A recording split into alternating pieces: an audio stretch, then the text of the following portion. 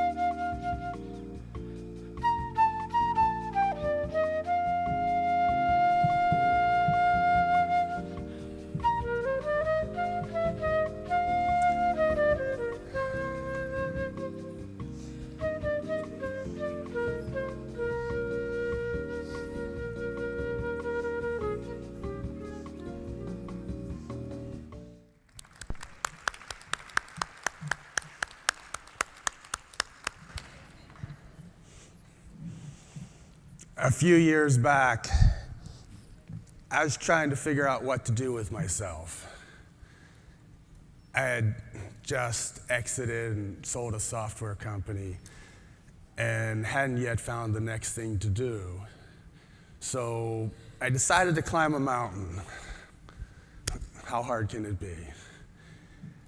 And the mountain I decided to climb was Denali, which happens to be the highest point in North America at 20,000 and some feet.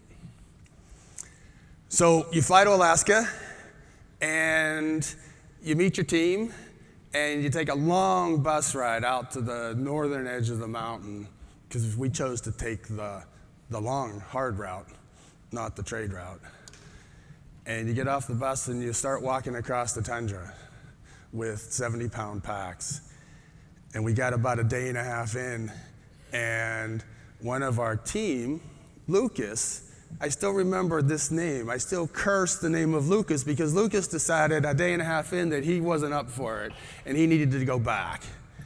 And so we had to take all of Lucas's gear and equipment and add it to our packs, and then 3 people had to walk Lucas back through bear country to the bus to hitchhike a ride back to civilization. The rest of us kept going. And you walk through 2 more days till you get to the glacier. And you get to the Muldrow Glacier. And there, somewhere in the last winter, they had brought in by dog sled a whole raft of supplies, fuel and food, and some other equipment for getting up the mountain and buried it in the snow on the glacier. And we had to find it. And so we got up on the glacier, and fortunately, after a little bit of searching, we found it, so we're good. And then we start walking up the glacier, and it's this huge, it's 10 miles of nothing but crevasses hidden by ice and snow that have built up over the course of the winter. So you spend a lot of your day, we spend a lot of our day with a giant thin pole poking through the snow and ice, trying to figure out if the next step is solid or you're gonna fall in a hole. And you make your way crisscross all the way up. Every time you find a hole, you've got to back up and try again. And then sometimes, 2 or 3 people ahead of me might go just fine. And if you've noticed, I'm larger than the average bear. And I'll step on that same spot, and you go, "Foomph!" and you fall in the hole, in the crevasse. And sometimes you fall just to your shoulders under the surface. Sometimes you fall further, but you're on a rope, and your teammates, in our case, always caught me, and we always caught each other, and you climb back out and you keep going. And you get 4 days later to the top of that, to the Muldrow Glacier, and then you start the real mountain climbing and getting up higher. And you get up to a camp at about 17,000 feet. And all this takes a couple weeks. And what I learned along the way is that I really care about energy efficiency, because if you're carrying all the fuel you'll ever have on your back, you're really careful about how much energy you use. And I really care about insulation, because if it's minus 20 degrees at night and it's all just based on how much insulation I have on myself, I really care about weatherproofing myself. And I really care about water efficiency, because if all the water you're going to drink has to be melted out of snow and ice, which costs energy, you're going to be really efficient with the water you use. And then I really care about waste management, because if you're going to carry home everything that you carried onto the mountain, you don't want anything unnecessary there. Not to mention, and people always ask, so where'd you go to the bathroom? And the answer was, you would find one of those crevasses that you didn't want to fall in, that was just about this wide, and you would dig it out, and you would stand over it, and you would go to the bathroom. And somewhere buried deep under the Muldrow Glacier is a lot of mountain climbers' poop. And so you get to 17,000 feet, big bad storm comes in. We spend 3 days sitting in a tent with a couple other smelly guys, playing checkers, playing cards, trading novels, and kind of got to the point where I was giving up. It was figured, this last night, we're down to the last bits of food and fuel. This isn't gonna be our year. I'll have to come back. And then at 4 a.m, someone shakes the tent and says, "The weather is clear, let's go." So we get up, we get dressed, and we go. And we start climbing from 17,000 feet, and we get to about 19,000 feet, and one of my rope mates, Wilford, gets really, really cold feet. And like frostbite-prone feet. So we all gather together in a safe place and coil the rope up, and Wilford takes off his boots and his socks, and he puts his bare feet up under each of our jackets onto our chests, right? There's 4 of us working as a team.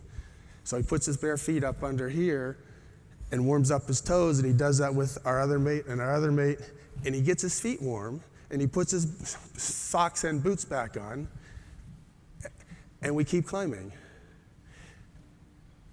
And the final approach is this knife edge. And the summit's up there, and there's this knife edge where it's just a peak of snow and ice, and it's 1,000 feet down this way, and it's 3,000 feet down this way. And all I can think of is I'm following one of my, I think it was Frank, following my Frank on the rope, and like, if Frank falls this way, I'm jumping that way. If Frank falls that way, I'm jumping that way. And we're just gonna hang off the ridge line until someone helps us. No one fell. We got to the summit. 24 days after we started, we were at the highest point in North America. And it was such a feeling of accomplishment and such a feeling of relief that I cried. Right there on the summit of North America, and I was in tears. And it was a transformative moment in my understanding of how important nature was and how important the natural world was and how important the environment was. And I had been thinking about this ahead of time, but it was in that moment that I committed to getting back to civilization and actually trying to make a difference in that sector and in that world. And so I got back to civilization. Wilford summited also, even with his cold feet. Nobody lost any body parts on this trip. It was great. I got back to civilization. I spent a year figuring out how to start an organization that eventually became known as Venture Outdoors. This is in Pittsburgh, Pennsylvania, my hometown. Venture Outdoors started in 2001. Last year, it had 12,000 members and 26,000 participant days in the field, plus 40,000 kayak rentals in the season, changing the way people think about Pittsburgh.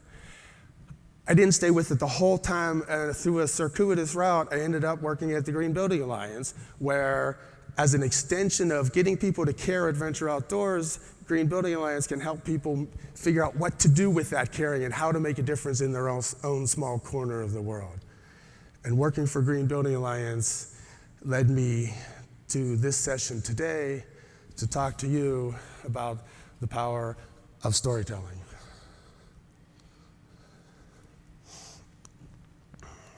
Thank you for coming. I'm Mike Schiller. I work for the Greenbuild Alliance in Pittsburgh, Pennsylvania.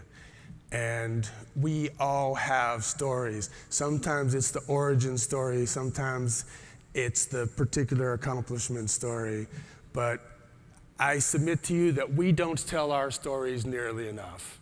We should tell more stories. This is a session about storytelling. We have to put some words in here so that USGBC will give you all CEU credits. We're going to talk to you about storytelling, and we're going to give you a whole lot of examples. And you're actually going to learn some things as we go through here. Let's talk about why you would tell stories. A, it's collaborative. Did I mention I was from Pittsburgh? A team like the Steelers doesn't succeed without being collaborative. When you're telling a story, you're building some relationship between you and the listeners. And it's a two-way engagement in the best of all worlds. You get some reactions, you hear their thoughts, it even becomes conversational. This is important. Storytelling can also be playful, right? This is your chance to have fun with it, to get people to laugh, to get people to smile, to get people to interact. Storytelling can be subtle, right? So it's not like you have to put up the graph with exactly the numbers and exactly the answer. You can let people figure it out themselves sometimes. Let them figure out what it means to them rather than telling them the answer in every case. And importantly, storytelling is safe. If we're going to use I words, right? A lot of us, we get taught to use we an awful lot. But in storytelling, sometimes we might want to choose to use I, because it's a personal story. And when you're doing this, you can be vulnerable. I don't like to tell people, I don't tell that many people that I cry all that often, except in the occasional movie, right, with my sweetheart. But we need to be available to be vulnerable and know that it's safe to do so. And at the same time, some of that vulnerability and some of that personal aspect is what makes it compelling. It makes people want to know what comes next. And ultimately, it works. We are grown. We have developed, we have evolved to appreciate stories. We developed as a species around a campfire telling stories and passing information on. This is what works. So We should talk about it. What makes a good story? So A, some personal connection. Use I words. Talk about yourself. There needs to be something at stake. Somebody needs to want something. Somebody needs to need something. They may or may not get it, but it's that journey, it's that quest that actually makes a story worth listening to. Yes, there needs to be a normal beginning, middle, and end. There needs to be some actual arc. We should show things. Don't tell people what's happening, but if we can paint some pictures, paint some images, this is what's going to stick in their brains afterwards. This is what they'll take home with them. Ideally, there's some action, right? A story is not just a rant. It's not an essay. It's not just standing up and pontificating. It's actually creating some arc of action. And then finally, in the best of all worlds, you nail the ending, right? Because that's what people are going to remember, is those last couple words that you got out of your mouth. So we're going to practice, or we're going to demonstrate some great storytelling. Here's how the rest of this morning is going to work. And I admit right up front, we stole all of this from The Moth, right? Almost everything I've done in my career, I've stolen from other people. This is just one more example of it. We stole this from The Moth. So don't write us letters and don't write The Moth letters, because we admit it, and they know it. We're going to have 8 speakers, 8 different people who have signed up to tell their story. After 4 speakers, we're going to have a short musical interlude with Quinn, our flautist, who will amuse us for a few minutes with some music so that we can process the stories we just heard. But we're going to have a total of 8 speakers. We're going to have 1 timekeeper. So that's Quinn and partly Leslie. But our storytellers have 5 minutes to tell their story. After 5 minutes, Quinn is going to do this. That'll be perfect. I wasn't sure what she was going to play. That's great. And then if our speaker continues up to the 6-minute mark, then Quinn's going to play this.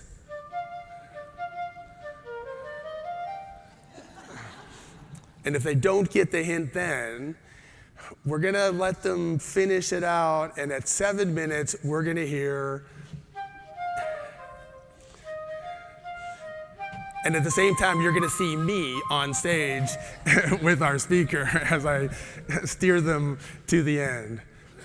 So it should be a 5-minute story. We've got 1 response team leader. That's Leslie Montgomery, who is part of the Green Building Alliance team. Leslie is going to help us keep track of the responses from the audience. More on that in just a second. We've got 1 master of ceremonies. That's me. You've got 1, not nearly as clever as Daniel Craig. We've got you, the audience. So we want you to appreciate the stories. We want you to react. So by all means, laugh and ooh and ah and make noises. No heckling, right? Our storytellers are all doing this because they want to share something with you. So no heckling, but by all means, react appropriately and be part of them. Give them some feedback as they tell their story. And then we're going to have 3 response teams. So there are 3 groups of people somewhere in the audience, and Leslie's going to help me find them right now, I think. So there's a response team over here. Awesome. Do you have a name for your response team? Did you know you were supposed to find a name for your response team? Find a name for your response team, and I'll come back to you. Is there another response team in the middle here somewhere? Do you have a name? Nice. The change agents will be in the middle of the room, and then there's a response team. The Earthworms. Nice. And you are? The Justice League of America. The JLA. Perfect. Okay, so at the end of each of our storytellers telling a story, then we'll give the response teams a minute to think about it, and I will fill time. And when they're ready, they will give us a 1 or 2 word response of how that story made them feel. And Leslie will record it on the flip chart, and we'll have a permanent record of how our storytellers impacted us, the audience. And then we have a bucket. It's really a bag. And in this bag are the names of all of our storytellers. So we're going to choose a name at random, and that will be the order our storytellers tell their stories. So it's not predefined. So in a second, I will choose the first storyteller.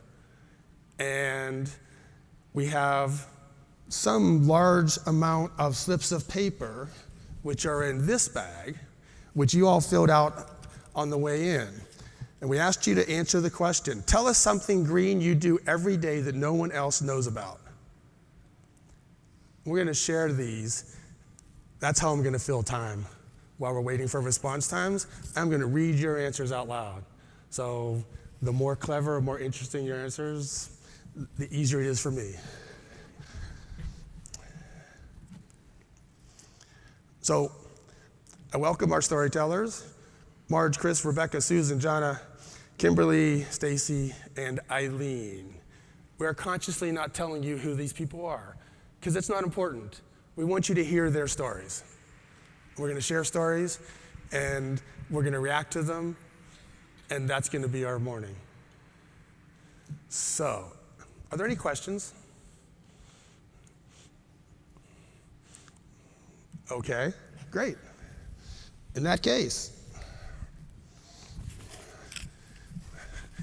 choose our first storyteller.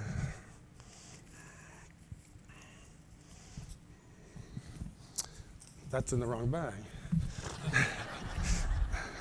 Choose again, please. And our first storyteller is Stacy.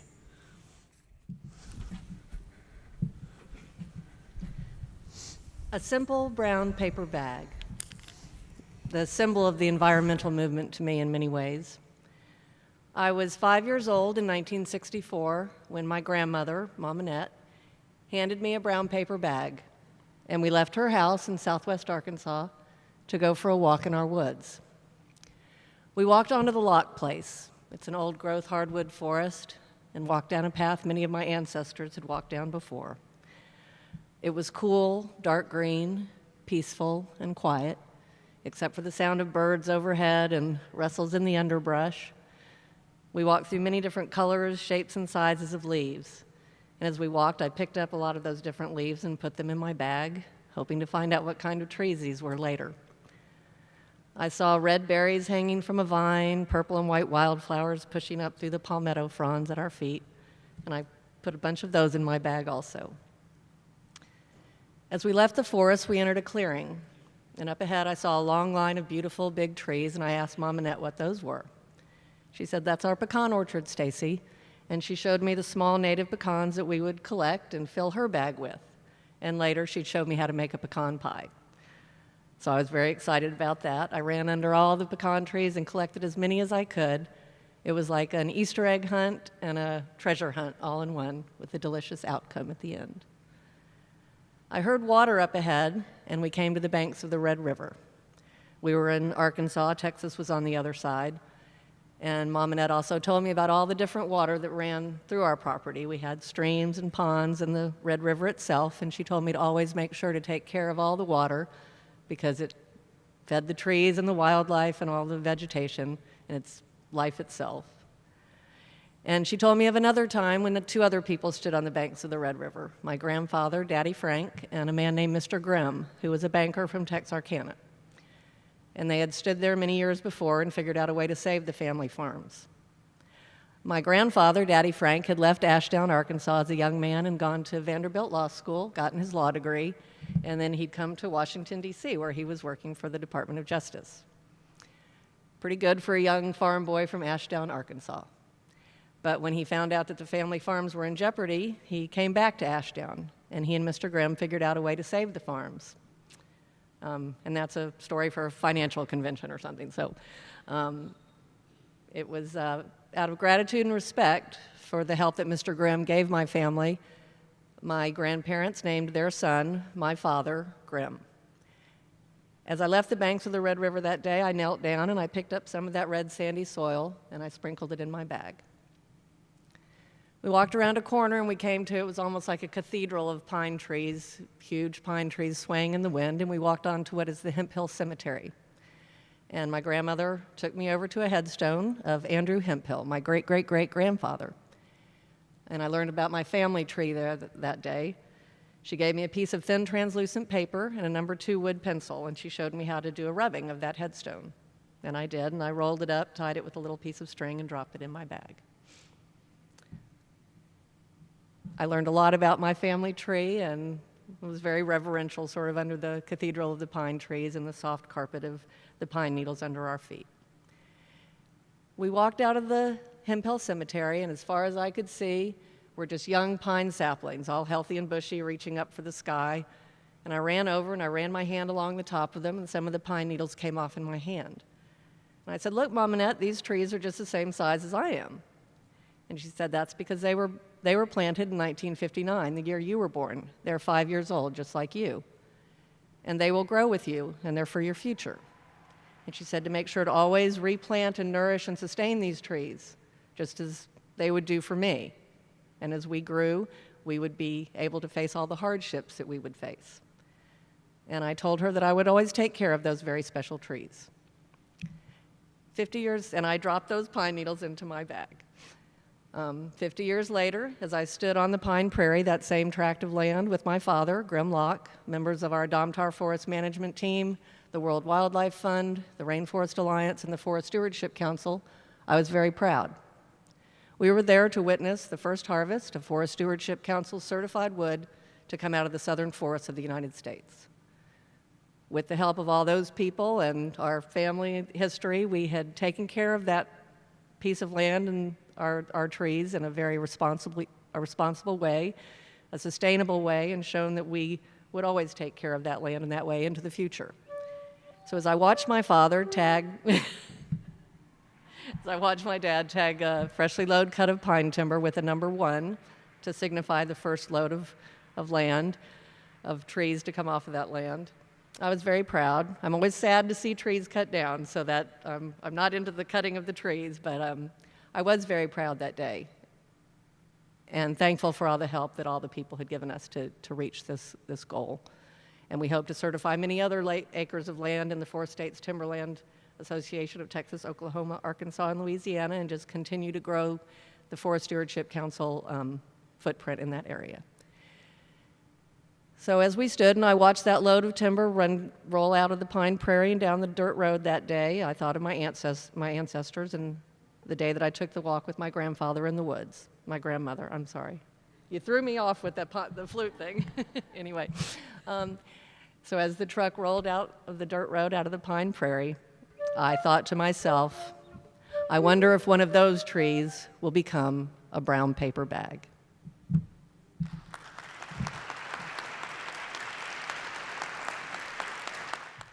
Rebecca will be our next storyteller. Response teams, you should be thinking about your actual response. And I just wanted to comment back. Thank you, Stacy. It's actually really cool to hear one of those other origin stories from a part of the world that we don't hear enough about, and kind of like, wow, people were thinking about this 50 years ago in order to make this real today. So really impressive. So let's talk about something that one of you do that is green that no one else knows about. This person, I never have anything plugged into outlets or leave any lights on. I use a flashlight at night and shut down my electric panel, except for the fridge, whenever I leave my house. Am I crazy? Yes, this person wrote that. Does anybody else shut down their electric panel when they leave their home? What an interesting concept. So it might be something worth thinking about. Here's another person. I knew this was going to happen. I chose it right at the beginning. Tell us something green you do every day that no one else knows about. I save water by peeing in the shower. Okay. No further explanation needed. So the Justice League of America, are you ready with your response? Awesome. Let's see what you... Comforting. Nice, thank you. The change agents. Nostalgic. Okay, great. And the Earthworms. Peaceful. Okay, good. All good reactions. I encourage response teams to have even more feeling words as we go forward. Well, one or two, but comforting works, but feeling. All right, I'm not a therapist, so it's hard to express exactly what I'm looking for. Thank you. Our next storyteller, my friend Rebecca.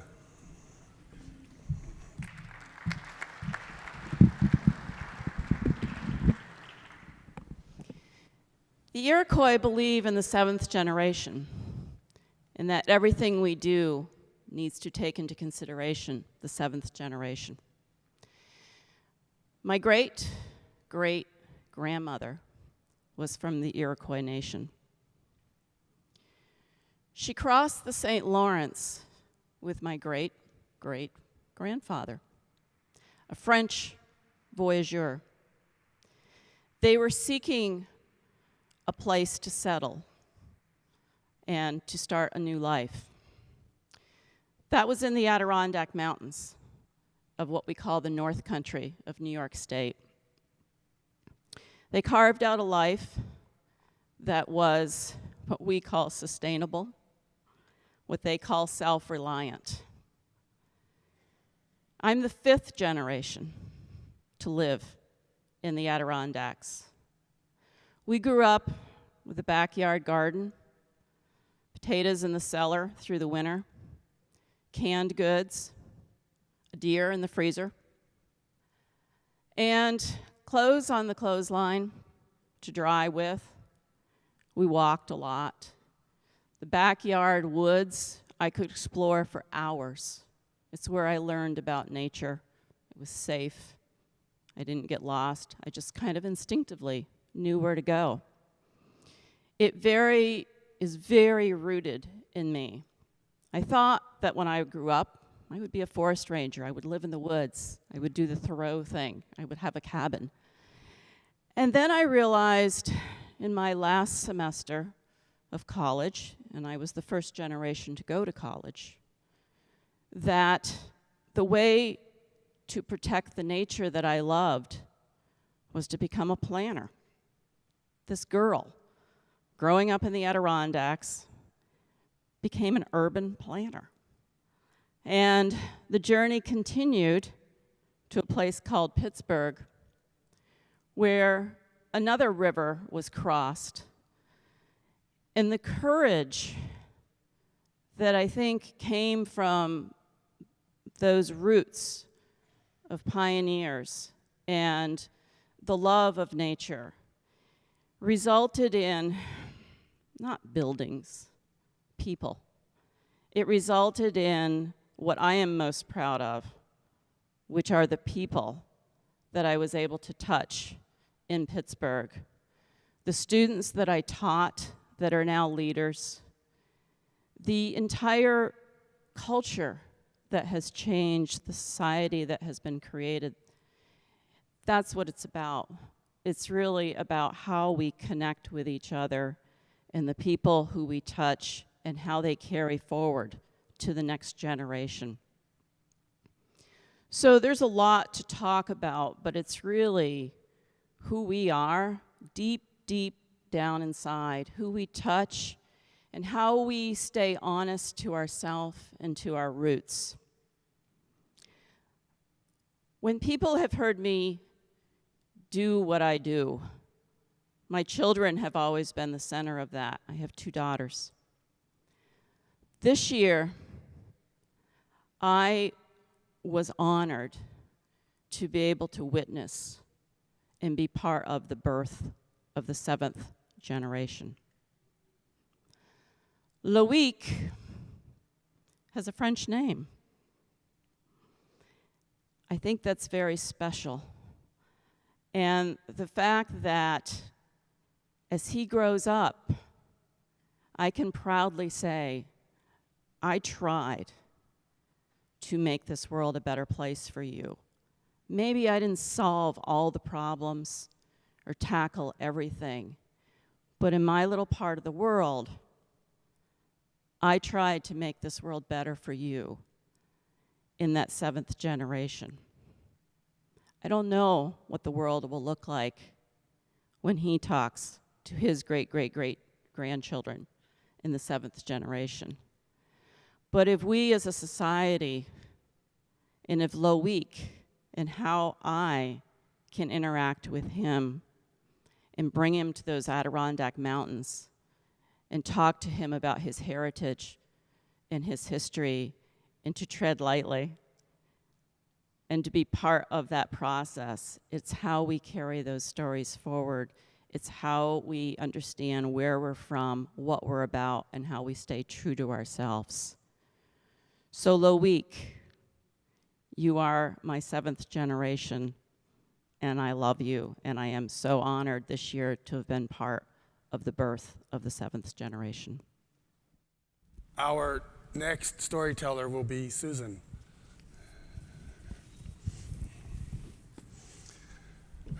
And while Susan finds her way here, response teams, you're thinking of your response, and you're almost there. And I have to fill time anyway, so don't be in a rush. Think about it, get it right. And I actually wanted to comment back to Rebecca and thank her for sharing a really personal story. And it resonates with me specifically because I don't even have 7 generations in my family, right? My grandparents came to this country on both sides under difficult circumstances, as in one case, the law. And we can't trace my family back past my great-grandparents. And they're all from little farming communities in the old country. I am hopeful that when we get to a 7th generation that we actually recognize that we can be as thoughtful and as protective of the world as Rebecca and her family. So thanks for sharing.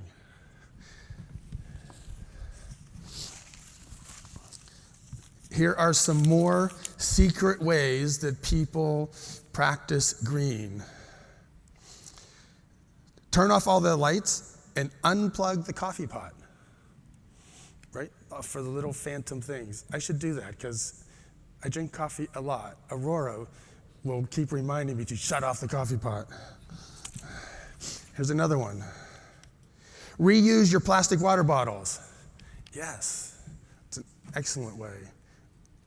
More people should know about that. And via here, they will. And one more. Tell us something green you do every day that no one else knows about. I turn off the water when I brush my teeth. And there's a little smiley face with teeth. Nice. Okay, all good ideas. Response teams, let's start over here with the Earthworms. Hurry, with Earthworms. Oh, nice. Chills. I like it.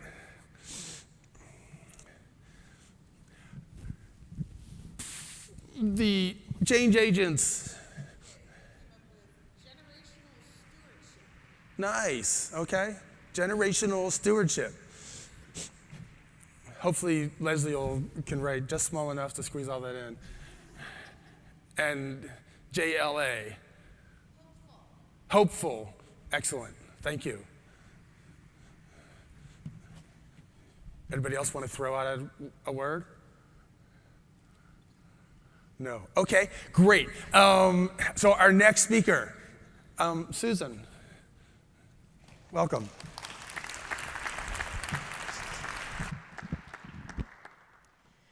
I was a Girl Scout, and I loved the camping, the singing, earning badges, being with friends. But those cookies, knocking on doors, telling people, you've got to buy this, you've got to buy this. And even then I knew that a lot of cookies was not good for you. But, and don't get me wrong, a full box of Samoas in front of Saturday morning cartoons is the best thing in the world back then. But I knew as I got older and it was time to start a career, the one thing I didn't want to do was sales. And I got the dream job. I ended up working in educational TV. The only thing that I would be willing to sell is education, and there I was. And while I was doing that job, my company decided to form a green team. And since I was already telling the facility people about what else we could do and asking about their recycling signage, I joined up, and soon I was planning and organizing. And after a few years, I effectively became the leader of the green team. I figured out how to do an internal web page so everybody knew the green news. And officially, 2 years ago, I became the leader of the green team and everything sustainable that we do, and it's now my profession. But I had a surprise along the way. I thought I was signing up to save the world, and I found out I was getting into sales. I'm the lead in a huge marketing campaign, putting up posters, recycle paper so your paper clips never get lonely, dressing up engineers as energy vampires, handing out Halloween candy if you'll stick around and learn about standby energy use. I did a 58-second rap on reusing office supplies. You want paper? We got paper. You want binders? We got binders. You want Rolodex? You still using Rolodex? We got Rolodex. Don't buy new.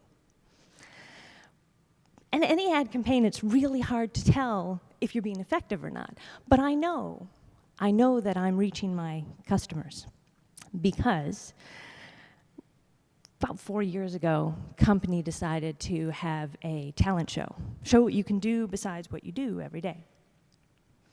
We had singers and dancers and singers and musicians and singers and a dog act and some more singers.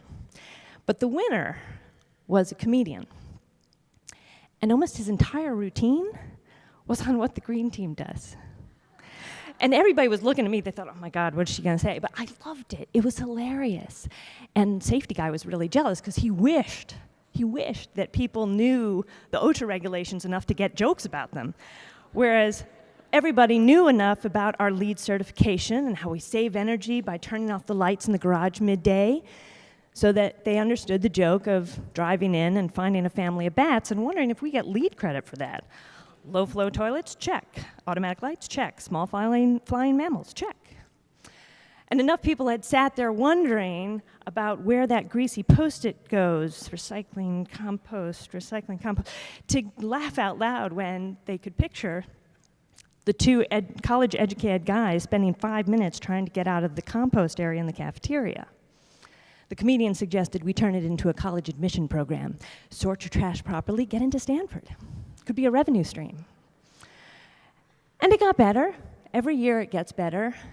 I replaced those bins. We got nice clear graphics, some labeling, color coordinated for the different streams, recycle, compost, landfill. And then last year, our third or fourth talent show now, more singers, no comedians. We're making our way out, and it's taken a while to get out the door. And I'm walking with the security officer, and they're wondering, is there something going on? Do I need to be up there? And when we get to the door, I find that I've made the sale.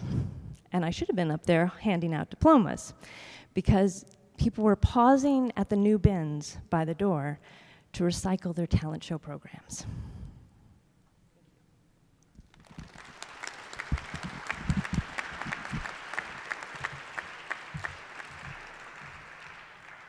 Excellent. Our next speaker will be Chris. Response teams, be ready. And I wanted to thank Susan. So it's hard to see with the lights. There you are. And way back in the day, when I was running this software company, right? Just my partner and I had never thought I wanted to be a salesperson. I never dreamed, I was a computer geek, right? I didn't want to be a salesperson. But I found that when you actually had something to sell and you really believed in it, being a salesperson is easy, right? And your passion comes through, as yours clearly did in the story. Your passion comes through and your energy comes through. And it's not difficult at all to sell something. And I mean, ultimately, that's all of our jobs, right? And Susan told a great story of exactly that, of how we are all salespeople. We should continue to do that because there's a lot of work to be done and a lot of people to be sold. Some of the things we can sell, tell us something green you do every day that no one else knows about. I recycle my coffee cup and lid when I don't use my ceramic mug. Excellent. I left my mug somewhere too, but I will make sure these fall in the right bucket outside. Tell us something green you do every day that no one else knows about. I ride my bike to work, rain or shine. Excellent. That's nice. Michael rides his bike to work almost every day, yes?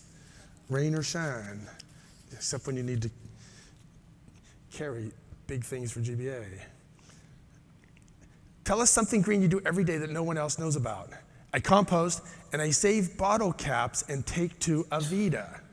Wow, that's actually remarkably, precise, because how many of us can bother to save bottle caps, right, that you shouldn't go in the recycling stream and just clog up the system, but actually to collect them and take them to Avita, that's impressive focus.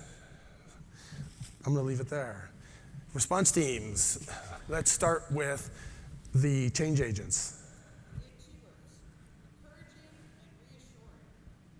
Nice, thank you.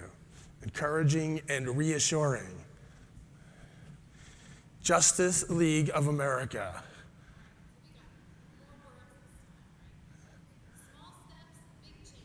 Small steps, big changes.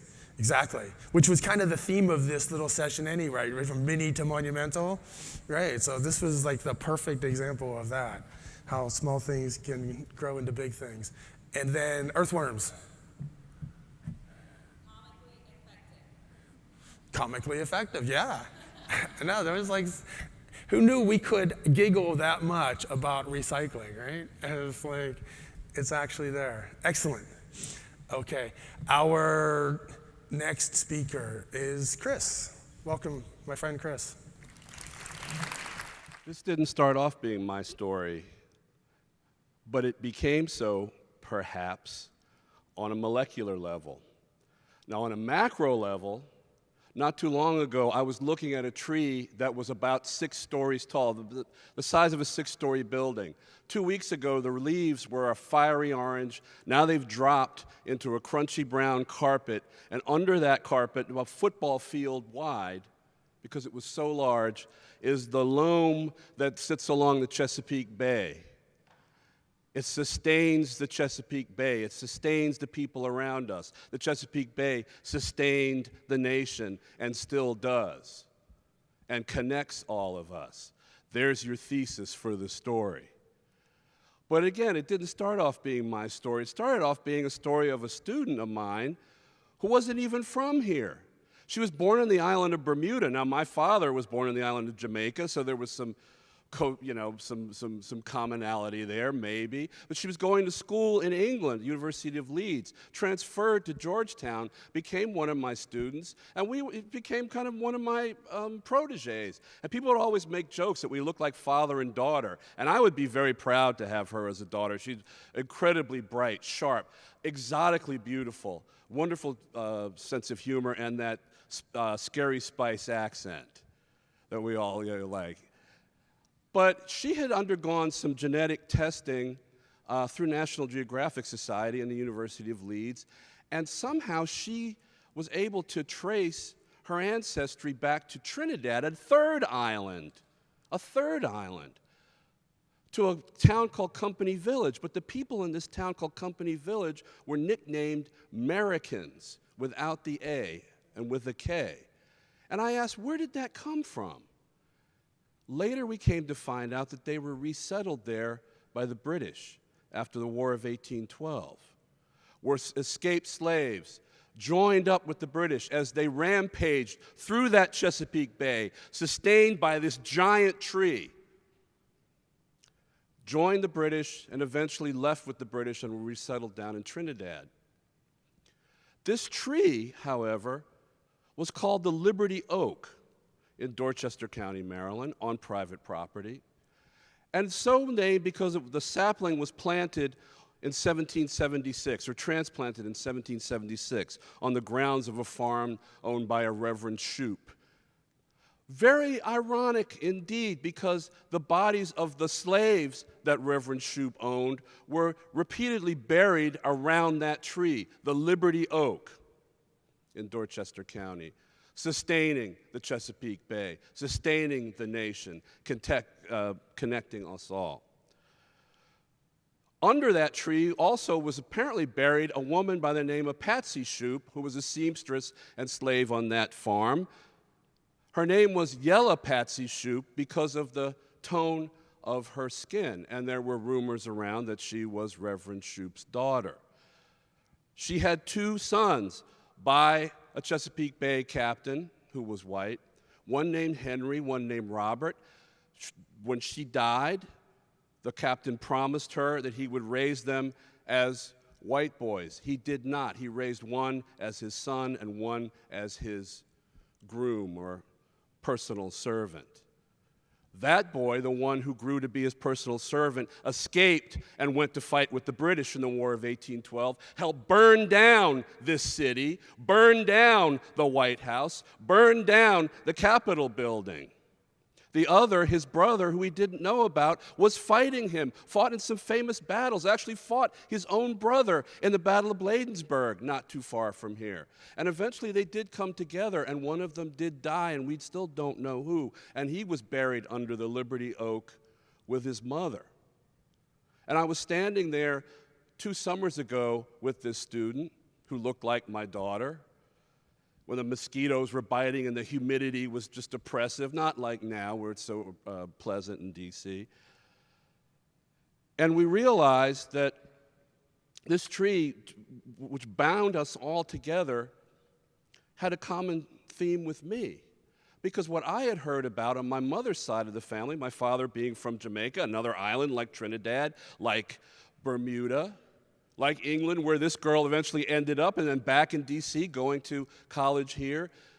On my mother's side, there was a legend of a slave on the Shoup plantation who was a farrier. He took care of the master's saddle work. And I was standing there with the girl who was born in Bermuda, brought up in England, had family in Trinidad that was traced back to the Chesapeake Bay, to the same place where apparently one of my ancestors was also a slave.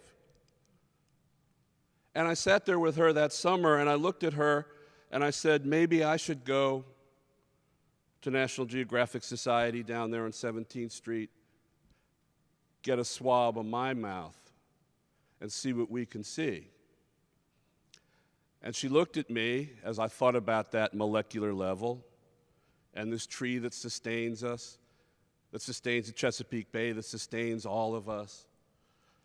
And she said, Professor, why? We already are connected. I went down and I got the swab. On that molecular level, I was not related to her, but she was right. It didn't matter. The tree sustained us. The tree dug down into the loam and connected all of us. We are all connected. That is what's most important. Thank you, man. When we come back from a musical interlude, Eileen will be our next speaker. Thank you, Chris. That was an excellent story. And I think it's worth highlighting and remembering all the time that we are all connected, right? Ultimately, that's a big part of the point. We are all connected, and it's worth taking care of things because we're all part of this earth. Response teams, you're going to come up with some responses. I remind everybody, after we get response teams, we're going to have just a couple minutes to enjoy Quinn and her music as we just kind of process everything that we've heard, have a chance to think, take some notes, and then we're going to come back and we have 4 more excellent speakers that will be the second half of this session. While our response teams are considering, tell us something green you do every day that no one else knows about.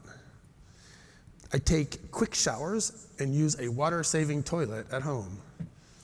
Excellent. I was just thinking about someone I used to know who used to comment on people taking Hollywood showers and how inappropriate that was in today's world. I use a reusable cup for coffee and water at work, and hopefully at home as well. Someone else, I don't let the tap run while I brush my teeth. I'm looking for, I like this one. I take the stairs. How many people walked up from the street up to here today on the stairs? Oh, quite a few people. Nice, yeah. That's great. We should all do that more. Do you ever go to Chicago O'Hare Airport and you're going from the B terminal to the C terminal and people are taking the escalators and the walkway, but you've got all these really cool lights and all this really cool techno music in the background. Don't you want to just take the stairs and appreciate the moment and really value being in that space? Someone took a lot of time to design that. We should use that and take the stairs. Okay, enough. Response teams, Justice League of Sustainability.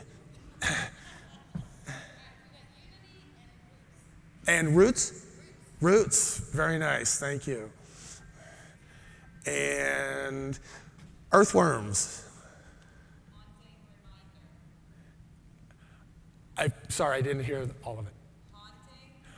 Haunting reminder. Excellent, thank you. It was kind of haunting. It was almost Halloween appropriate with just enough mystery and kind of a little bit of ghostiness going on. And the change agents, connected. We are all connected, a perfect place to stop for just a second. Consider, I give you Quinn and her flute for just a couple minutes.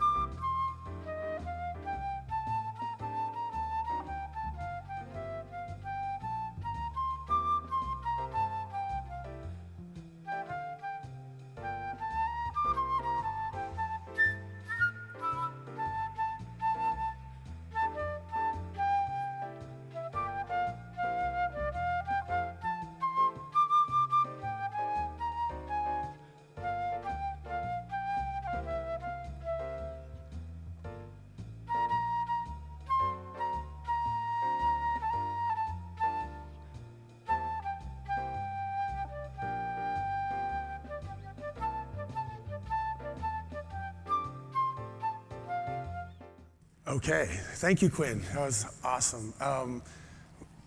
Quinn comes to us from the Sierra Club, but previously from the United States Green Building Council. So she's got a direct connection back to our world as well.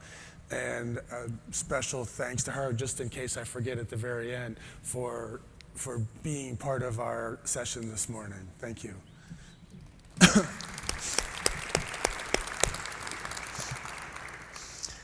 So I wanted to commend our storytellers. The first 4 were terrific in terms of demonstrating some of the precepts of good storytelling that we talked about at the beginning, right? In terms of making it personal and making it compelling, allowing a little bit of emotion and a little bit of vulnerability and a little bit of playfulness to be part of their stories.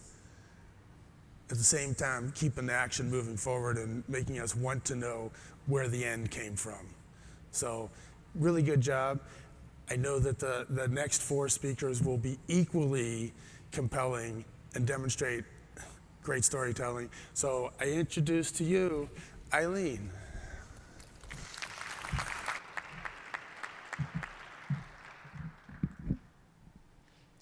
This is going to be easy. That was my thought as I enrolled into an AP Environmental Science course in high school. I recycle. I like to go outside. I enjoy hiking. My mom makes me do a lot of yard work. This was 17-year-old me thinking it was going to be a piece of cake. I quickly learned that environmental science is a lot more than actually just spending some time outside. As a part of my course that semester, my teacher taught us about waste.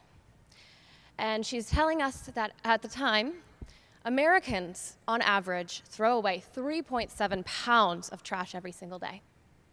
I instantly raised my hand. Mrs. Thale, there is no way that we throw away that much trash. The number had astounded me. She says, okay, maybe you're below average, but let's look at it. Let's find out.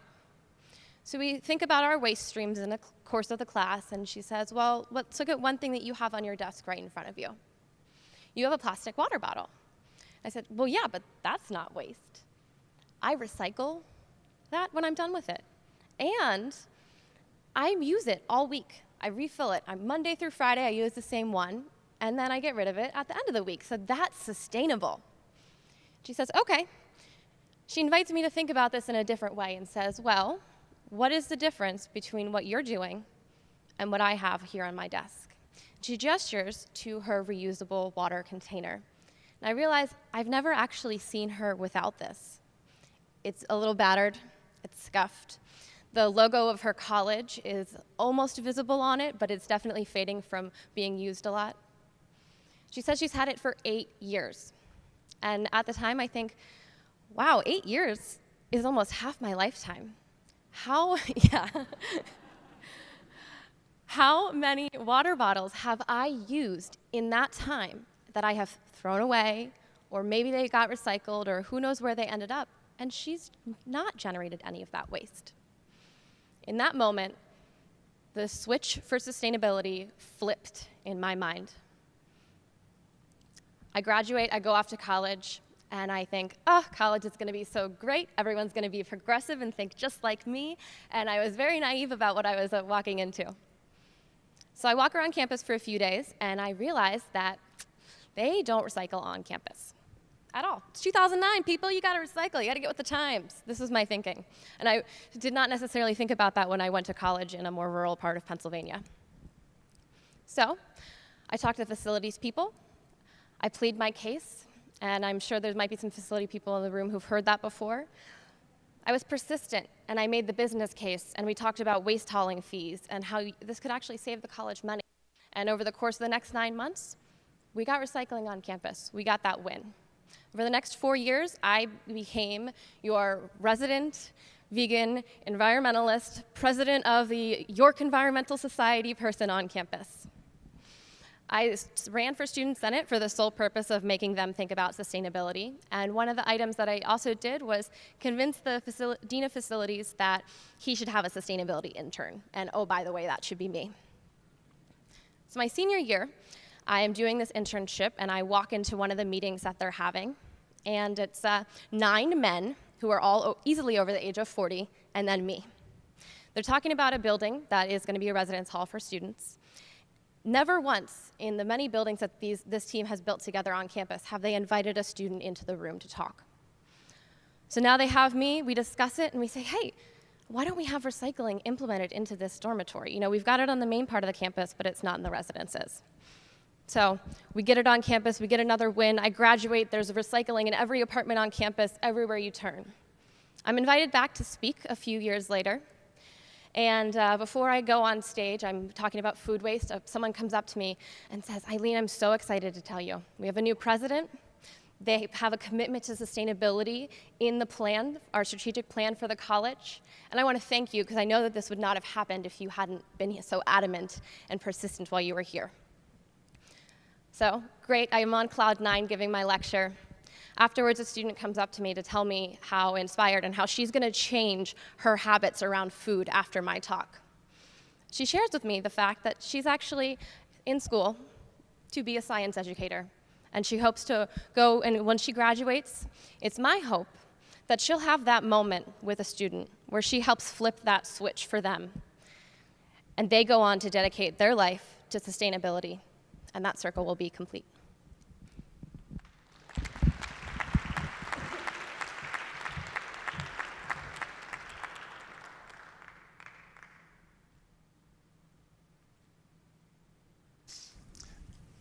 Our next speaker, our next storyteller will be Jana. And I just wanted to share this thought. I probably first heard this from Jim Hartsfeld at Interface, if any of you know Jim. Early in my time at GBA, Jim had come by and done some work with us, and he had shared this notion that there are 10,000 doors through which people could walk to come to an understanding of sustainability, right? There are lots of ways that we can get someone to care.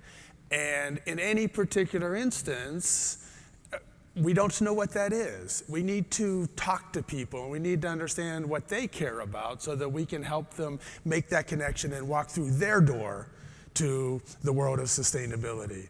So Eileen told a great story of a little bit of how she found that door. A lot of us tell that story. I submit to you that ultimately you can boil it all up, and there's only 3 reasons why people do anything. One is for money, one is for fun, and one is because everybody else is doing it. And I'm not ashamed to say that my door to sustainability was money, right? So I am an environmentalist, clear, but I'm also a capitalist. And so when I'm 9 years old, before there was community recycling, my dad would put my brother and I in the van at 5 o'clock in the morning, and we would drive around the neighborhood on trash day, picking up all the newspaper and the cardboard that people had put out for trash and putting it in the van and driving it downtown to the recycling center where we could get 20 or 30 bucks for a load of newspaper, and that was our spending money for the week. I came to the world of sustainability because I was trying to make money, and I'm okay with that. So we should share just 1 or 2 more slips, and then we'll get the response teams. So tell us something green you do every day that no one else knows about. When the house is empty of guests, I keep the house warm in the summer and cooler in the winter. Makes perfect sense. Thank you. Tell us something green you do every day that no one else knows about. I make owners' buildings more durable and resilient by applying green engineering. Although everyone knows about that. And then they wrote, I flush less at the office. But what about at home? But that's nice of you, so someone else gets to flush for you. Tell us something green you do every day that no one else knows about. I play my cello. I suppose that's green if it's like you don't turn on the television and don't burn electricity for the radio. And One more. Don't run the water while shaving, just like brushing my teeth. Excellent. All well said. Response teams from the Justice League of Sustainability. Persistence and powerful. Excellent. It was. And from the Earthworms. Be motivated to speak up. Be tough. Is that what you said? Be motivated to speak up. Oh, be motivated to speak up. Old ears. Excellent. And change agents.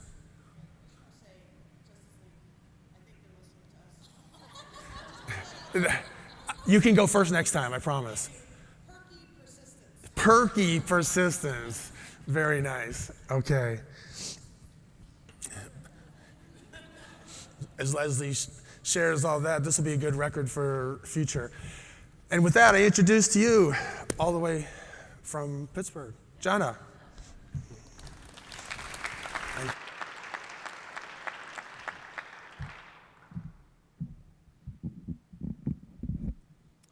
When I was 17 years old, I lived in Midland, Michigan with my mom and dad and my little brother. I was about a month from graduation, and I was very excited about planning a trip to Europe with my grandmother. I had always loved studying languages. In high school, I'd already studied French and German at that point. Ended up studying also Russian and Italian, so I had this love for the world, but I'd never left the United States. So my grandmother decided that she hadn't either, but the two of us were going to go take one of those 17 cities in 13 days bus trips from Rome to London, right? Many of you are nodding like I've been on that kind of a trip before. And I couldn't wait. So I'm sitting there one day in class, in French class, and there's a knock on the door. I thought that was odd. Someone came to the door and asked me to come down to the principal's office. That didn't happen with me in school. I was a pretty good kid, pretty good student. So I go down to the principal's office, and my mom's in the room. Okay, this is odd. She looks visibly shaken. So we get out to the car, and she told me that my 13-year-old brother had died that morning in an accident. Obviously, worst day of my life. My grandmother decided that we still needed to take that bus trip.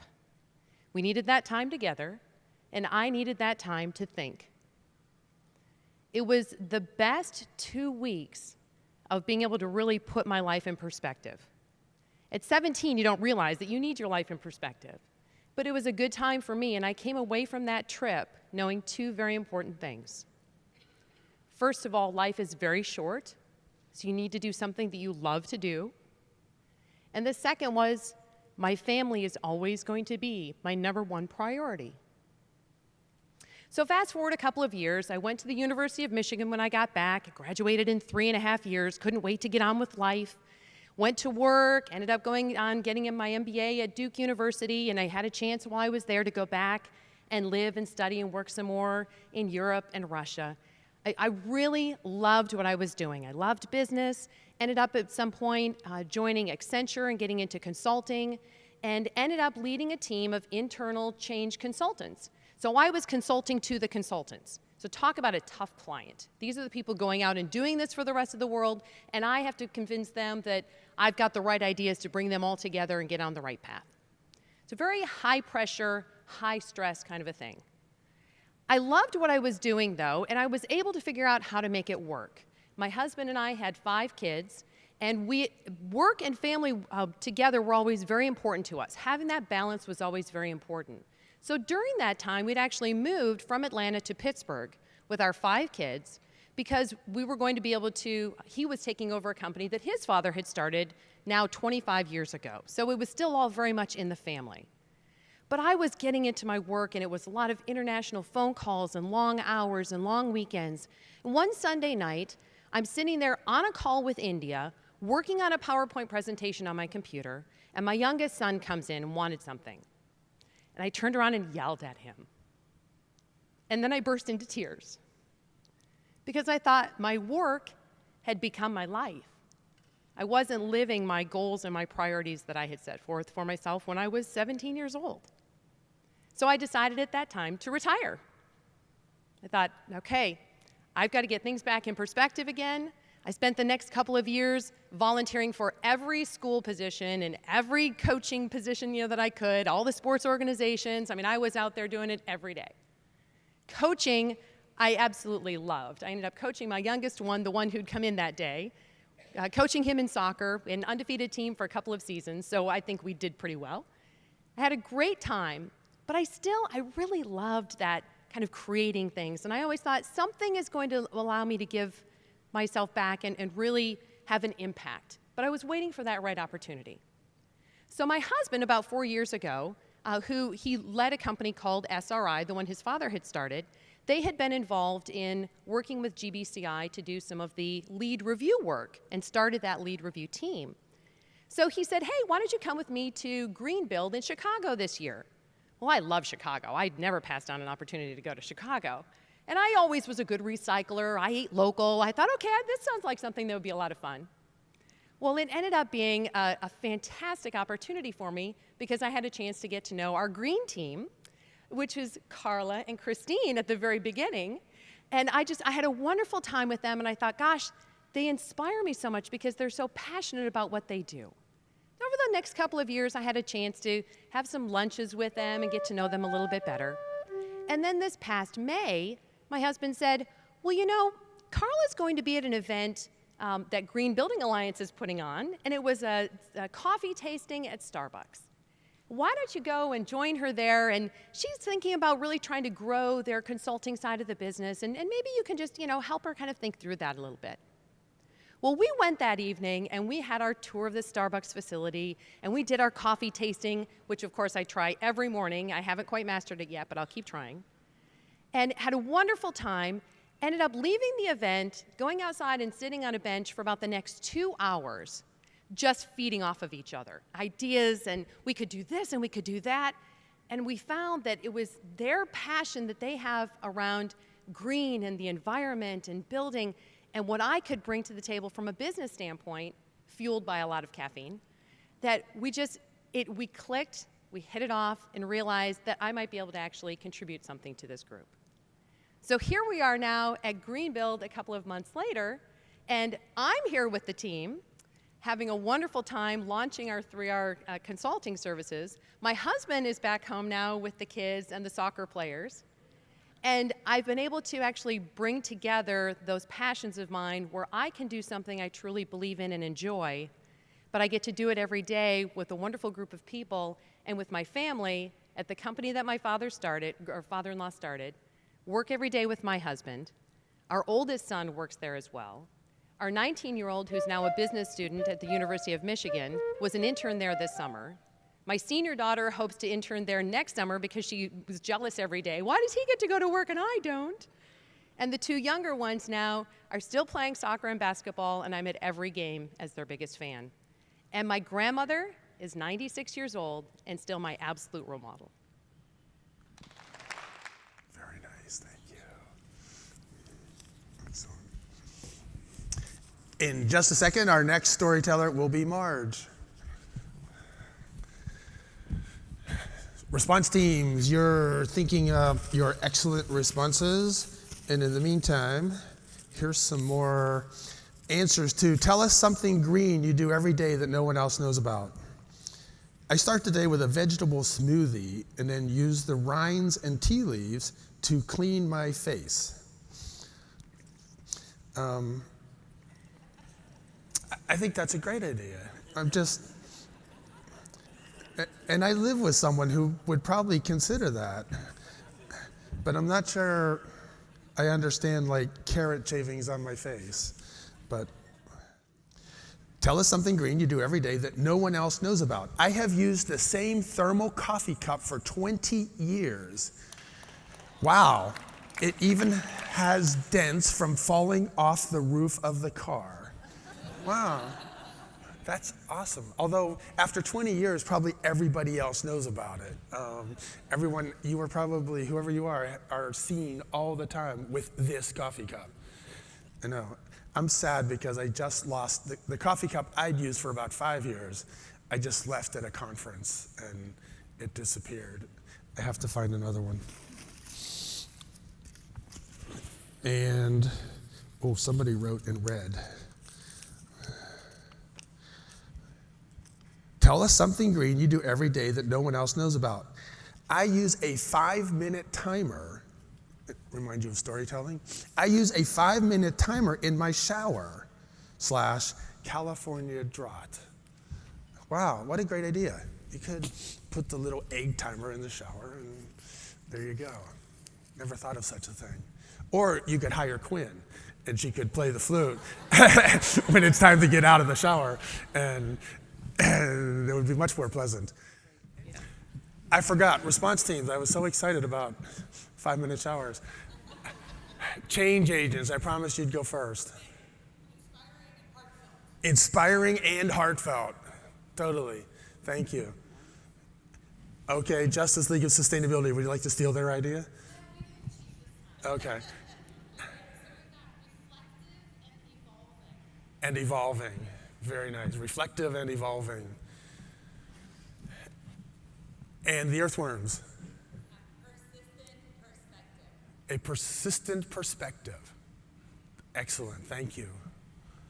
Okay, so thank you again, Marge. It's all yours. Hi. So in 2007, I got a new pair of eyes. And here's how it happened. It was Christmas morning, and for 2 weeks, there'd only been one present for me under the tree, and that's not really how I roll. And there was still only one present on Christmas morning, and I opened it up, and it did say Swarovski on the box, and I thought, okay, we're going in the right direction here. And then when I opened it up, it was a pair of binoculars, which wasn't what I was expecting. I thought I was going to get something shiny. And my wife, who knows my gift-receiving proclivities and is the best gift giver ever, said, really, you're going to really like this. I know you like nature. I thought if I got you the best pair of binoculars in the world, you would really step up your time outside and really enjoy it. And so I said, all right, let's give it a try. And we went out in early 2008 bird watching. And I was not a bird watcher at the time, and we went to a dead pond in the middle of a Wisconsin winter. And it looked like a dead pond before I lifted up the binoculars. But after I looked through them, I saw Canadian geese breaking the ice with their chests so that they'd have open water to feed in. And I saw a muskrat refurbishing its house so that it could have its kits and bring them up that spring. And I saw 3 red-tailed hawks almost collide in the middle of the air. And I thought, there is something to this. I need to get out in the field more.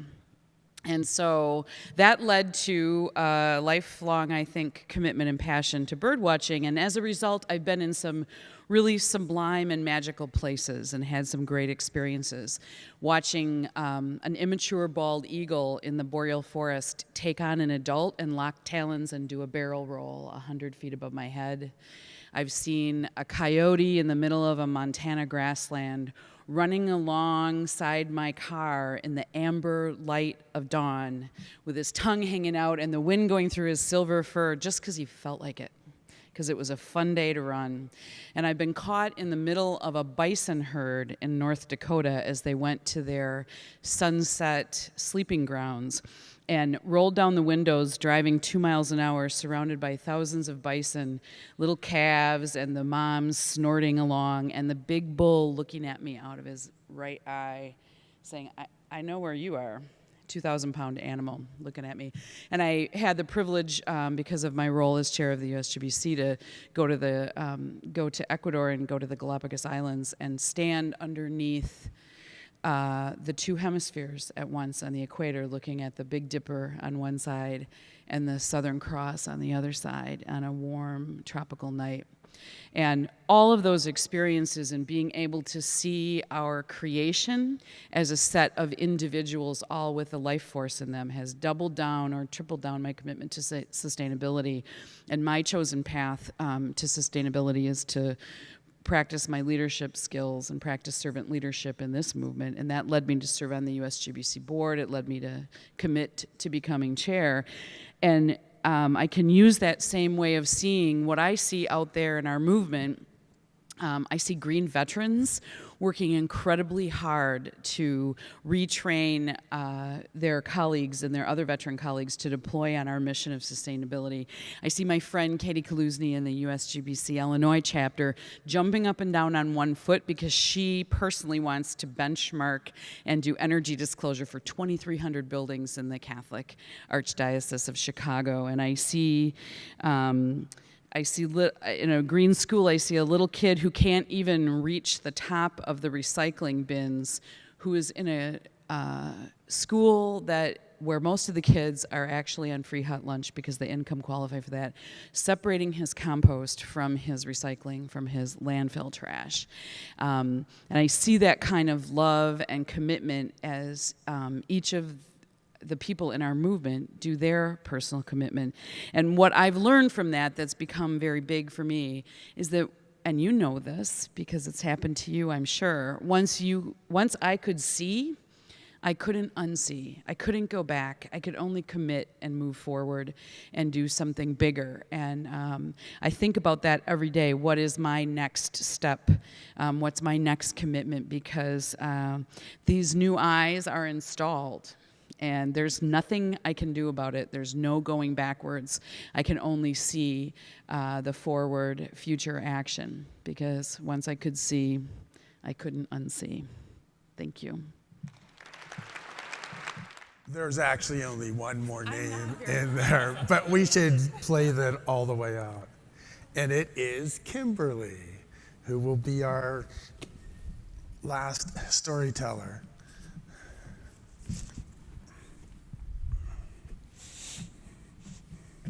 So, a lot of us have that, those moments of recognition, right?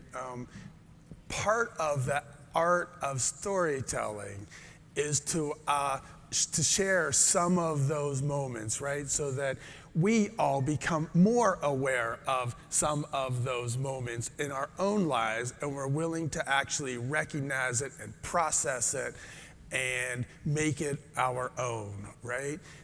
We probably have dozens of experiences every week, maybe not quite as dramatic as driving through a herd of bison with the big guy eyeing you out of the side of his head, but there's probably lots of moments where we see some wildlife, we see a great sunset, we see a sight of the river, the ocean, depending on where you're living, and we can turn that into ever more motivation and ever more stories that we can then share with everybody else. And then I'm compelled to think sometimes that, not all of us have grandparents like Staci did, and parents like Staci did to kind of form that image early on. We need to keep sharing some of those stories as we go so that we can be Staci's grandparents for the next generations. While the response teams are thinking, I'm instructed to share more of these. Tell us something green you do every day that no one else knows about. I finish my son's meals so food isn't wasted. I'm all for that. I like to finish my sweetheart's meals, but unfortunately, she usually cleans her plate. I tell us something green you do every day that no one else knows about. I turn off all the PC monitors on my floor at work. This is great. This isn't even Aurora, right? It's not your handwriting.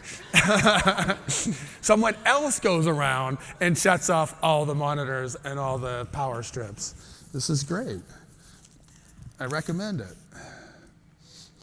Tell us something green you do every day that no one else knows about. I track my car's mileage to ensure I am getting the expected fuel efficiency. Well worth doing. And I apologize, I don't mean to be disrespectful by dropping these on the floor. I just didn't have another place to put them. I turn off the water while I brush my teeth. That's a common one. You may not realize it, but we know about this. I eat eggs from my chickens and I compost the shells. Excellent. How many people have chickens at home? So we know who wrote that. Oh, you didn't write that. Oh, so there's somebody else not raising their hand. All right. Tell us something green you do every day that no one else knows about. We don't flush at home for a number one.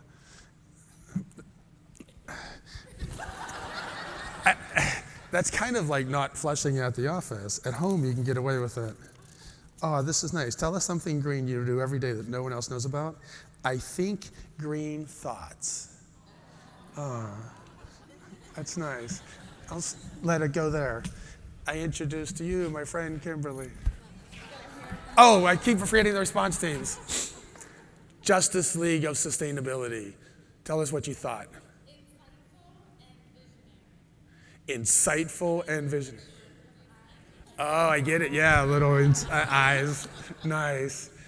Leslie, can you capture the eyes on there too? The Earthworms. Visual. Yeah, very nice. That was like one of the big components of storytelling, so no question. Clarity.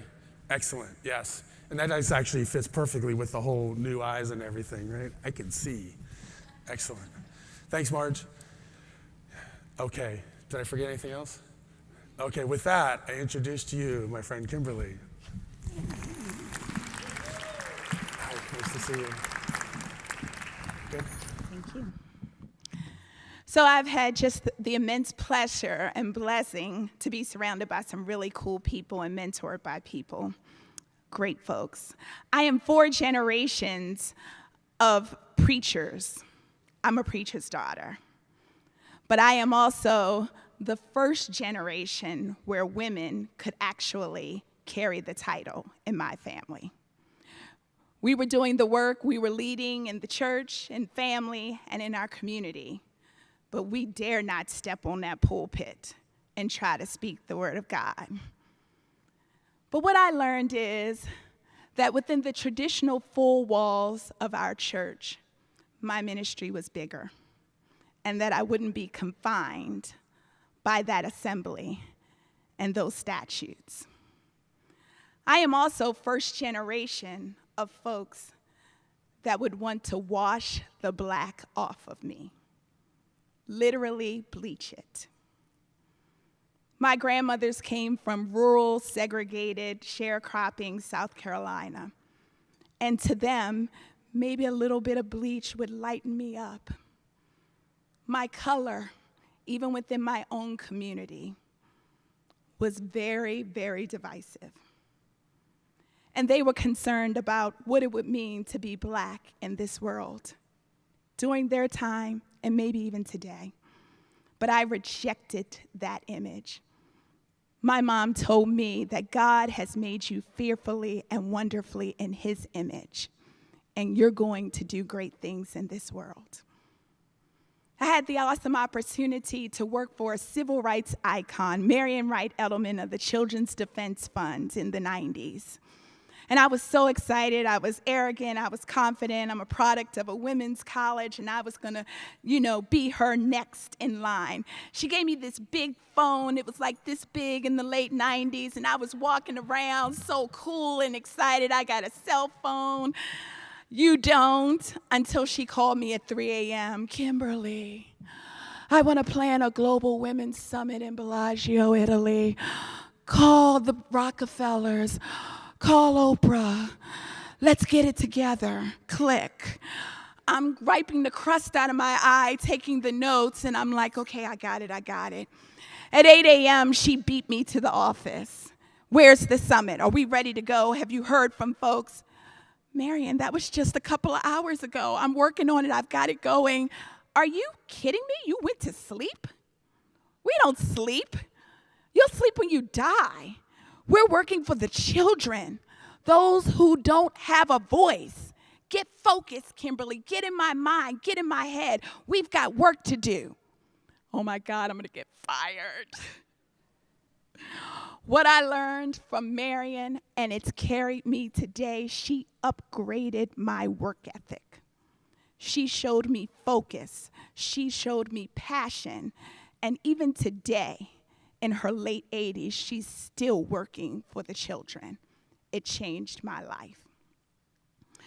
I left Marion and had a moment in corporate America, and I loved it.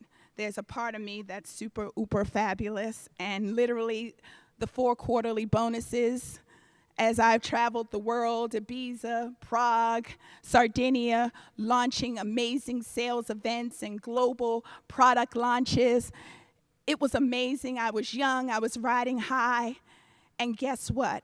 I was working for a morally bankrupt organization and company. My CEO was the darling of Wall Street. As we were going bankrupt, people who had given 40, 50 years of their time straight out of high school to a company no longer had retirement. I found myself distanced from the South Carolina values that my grandmother established: God, family, and community.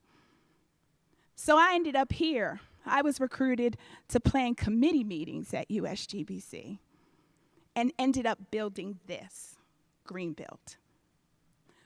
I ran from my call in my ministry within the 4 walls, but the ministry found me here in building the tent revival for the green building industry. And what I know is this is just an amazing world of abundance that we have built here. We have built the market. But what are we doing with our abundance? Lead may not cost more, but the people from my church, from my town in South Carolina, aren't represented and don't know. As I walk through my exhibit hall that I helped build, I don't see the people that I work with and minister to every day in my church. So what I want to say is, are we continuing to think about the bleeding cutting edge and what's next? Or are we thinking about bringing everyone else along so that I see more of the Kimberlys in this world and in this community today? And that's what I'm leading us to do. That's where I'm taking our community. And I'm excited, and I want to know who's going to follow. Because green buildings for all within a generation means everyone needs to be present. So I leave you with my scripture. Now unto him who is able to do exceedingly and abundantly above all that we can ask or even think to ask. The power that worketh in us, he has given it to us. Exceeding abundance, power in me. Together, we will get it done. God bless. Thank you, Kimberly. Great story. Response teams, you'll have your work cut out for this last one. Tell us something green you do every day that no one else knows about. When I wash my jeans, I put them on wet instead of in the dryer. They last longer too. It's an interesting idea. We could put all our clothes on wet, like out of the washer, and just put them on wet and let our body dry them. This would save a lot of energy. We should try that.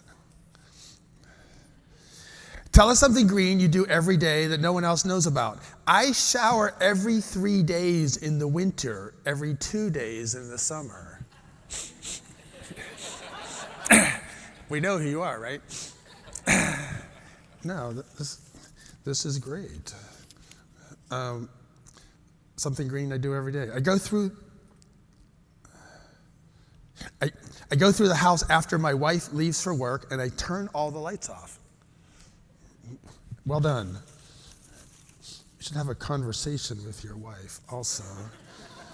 Communication is the key to a good relationship, I've learned. Wow, this is the same thing. Turn off the lights that my family left on. This is like my dad wrote these. And I move trash to the recycle bin. So someone's sorting through the recycling. And I run to work and back home every day. That's great. As opposed running, biking, walking, all good stuff. And I'm looking for one more that is not a repeat of things we've already heard. This could be me. Tell us something green you do every day that no one else knows about. I recycle my local newspaper into gift wrap and packing material for friends who have moved out of state. They say it's like a little piece of home they can read about. This is great. I haven't bought wrapping paper in a decade. The Sunday New York Times has these wonderful photographs that make great wrapping paper, and you can pick exactly the images for your gift recipient. And my family is always thrilled to get just the right image. It's better than the present. Okay, response teams. Justice League of Sustainability, you can go first. 3? Wow, you were just an outpouring of emotion from Kimberly's story.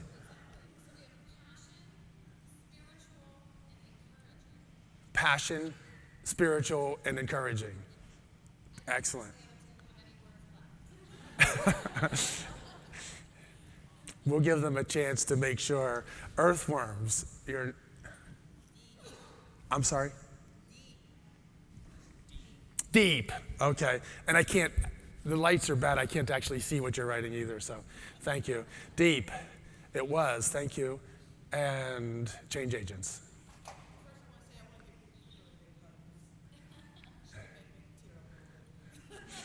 Kimberly is a master storyteller.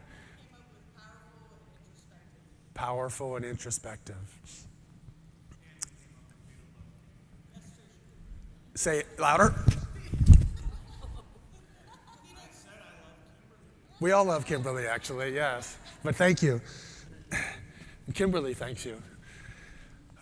Okay, so we leave you with a chart full of reactions, full of responses to 8 great storytellers. We learned a lot about what makes a good story. We saw some of this in action. Actually, I would argue that in every case, our storytellers made a personal connection. There was something at stake, something we all cared about. Get a nice beginning, middle, and end. They showed us a lot of images with some action and gave us some good endings. Oops. And ultimately, I suggest to everybody that storytelling is great. Yes, we need some data. Yes, we need numbers. Yes, we need to prove that things work, and we need good design, and we need good implementation, and we also need good stories, because this is how we convince people to care. This is how we can move people to action. It really does work. So many thanks to Quinn, our timekeeper and musician. Many thanks to Leslie as our, not actual scorekeeper, but our response keeper. Many thanks to our 3 response teams for being willing to be out there. Yay. And many thanks to you as the audience for participating and being part of this moment. We can't do it without you. And of course, special thanks to the Green Building Alliance team, right, between Michael, Leslie, Aurora, Anna, who are all here and help facilitate the whole thing. Thanks to the SRI team, to Carla and Christine, for being part of the whole effort as well. And then special thanks to our storytellers. This is where they came from. So, yeah, special thanks for our storytellers. They worked really hard to prepare good stories for us so that we could learn. And with that, I think we're done. I suggest thank you, and go out and tell